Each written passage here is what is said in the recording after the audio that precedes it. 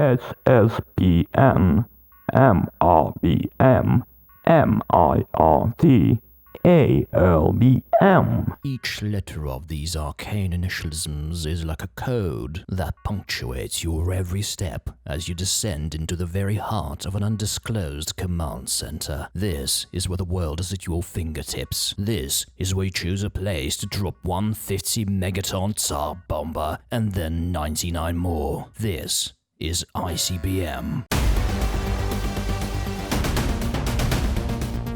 Look at that globe! Is there anything better than tearing up the map and finally seeing ballistic missiles emerge over the horizon? Oh, who cares if they're about to blow my cities up? I want to witness them crossing the Atlantic! The sudden realization that the Earth is a ball is one of the many little joys you get when playing ICBM, a nuclear Armageddon simulator turned RTS recently developed by Software and published by Slytherin. In ICBM, the world is split into continent-sized factions as you take charge of the entire strategic arsenal of one of them, which isn't much at first. Your task is to juggle the limited resources you have between research and production, between different fields of technology and different branches of the nuclear triad, which in ICBM is more like a nuclear triad allied with atomic cartels and radioactive mafia. Oh no, it's not just nuclear subs, strategic bombers, or missile silos. Let's go all the way and unroll mobile missile launchers, carrier bombers, tactical nukes, laser blasting satellites, 3 types of radar, and a whole slew of conventional weapons and platforms to disrupt enemy nuclear capacity. Hey, an enemy missile silo won't care if you blow it up with a nuke or a quote-unquote simple surface-to-surface missile from a nearby cruiser, followed by bombers raining radioactive blood all over. And this is where I'm compelled to doff my hat to ICBM's developers for implementing a feature without which the game would have been a disaster, and not the fun planet evaporating kind. Strike plans let you schedule orders and targets for any or all of your nuclear assets well in advance, sparing you the need to micro every bomber, every vehicle, and every silo. You pretty much set up a big red button to push when the time is right and lie back in your chair, watching the world go down. If anything, the game's mechanics try hard to make you feel like the genocidal protagonist of a song by Slayer. ICBM prefers not to waste your time and squeezes every global destruction session into 45 to 60 minutes, meaning that you're not going to taste all or even many of the deliciously devastating dishes on the game's research menu in any single playthrough. Once you master all of the basic concepts of ICBM, an effortless task thanks to its well-done tutorial by the way, deciding what tech meal to have and exploring strategy combos becomes the major driver for interest in single-player mode. Is it cruise missiles to suppress enemy defenses and then dropping 50 megaton bombs with your air force? Or perhaps a sneak attack with nuclear submarines and heavy anti-missile defenses at home? And how do you get satellites to actually work? Captivating, but unfortunately there's little else that single player has to offer. The AI is not particularly difficult even on hard, and you have to jump through a few loops to set up a game where you are alone against an alliance of AI players for greater challenge. There is no campaign, and while I very much enjoyed the Cold War and the rather unexpected Spanish versus French scenarios, the game only has 5 in total, all of which are effectively the map of the Earth with different rules. I'd really like to see more work done on this in future expansions. Fantasy planets, especially symmetric ones, would be a big boost. In short, after maybe 15 hours of fooling around with ICBM, you'll realize that single player is very much a springboard for the game's exciting multiplayer battles, though mods might help keep things fresh. Here's one advantage to reviewing a game that came out a month ago. You get to have a clearer impression of what the multiplayer and modding scene are like. In multiplayer, ICBM rewards skill, and rookies not familiar with the metagame will get their continents glowing appropriately green and their scores launched 4 digits deep into the negative most of the time.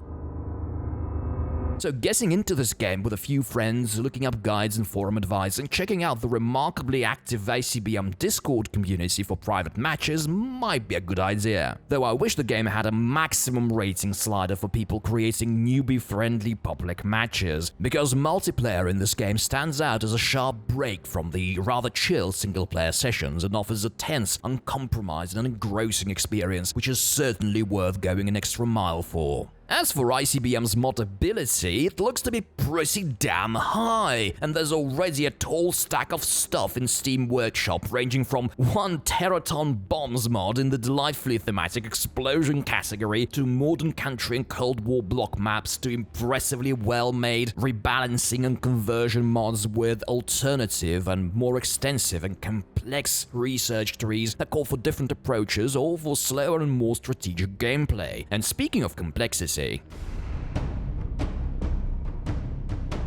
now it's time for us to tackle the elephant in the room and punch it hard in the gas-masked face. Anyone who's been around video games long enough will recognize that ICBM has not been built on a novel concept, so let's stumble back into 2006 for a quick look at Defcon, Global Nuclear Domination Game by Introversion, which released a couple of similar games back around that time, though today it's best known for its prison massacre simulator. The similarities between Defcon and ICBM are almost not worth discussing. You control a continent on the global map, you plop a bunch of nuclear assets all over it, you eventually fire the missiles and you hope you kill everyone better than anybody else does, all for those delectable genocide points. Yum yum yum.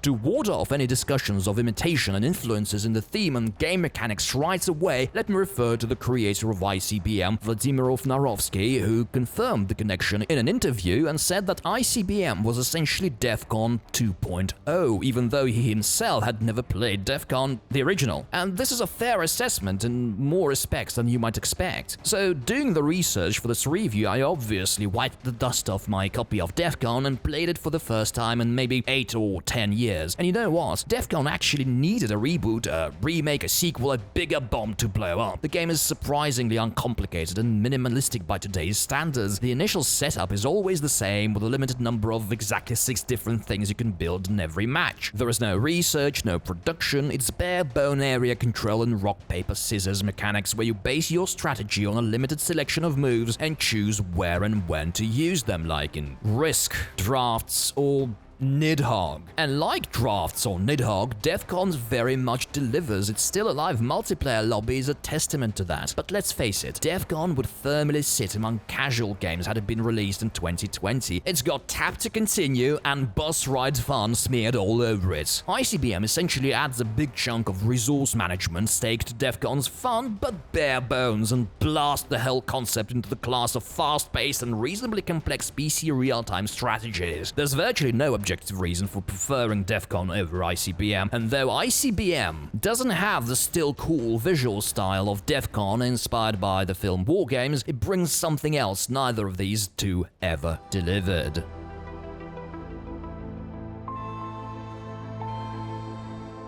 Let me share a dirty secret. I hardly ever keep the original music on in games, instead running videos or podcasts in the background with pretty much everything I play for more than 15 minutes. ICBM's music got no chance to prove itself either, until I decided to rummage in its assets and stumble on what turned out to be cracking and dramatic synthwave and techno tracks. The mildly 80s electronic nostalgia aesthetic is a bit of a music fad today, but it works surprisingly well with the theme of the game. After all, the whole nuclear thing peaked in the 1980s, as by then most of the wonderfully deadly acronyms we see in ICBM had already existed.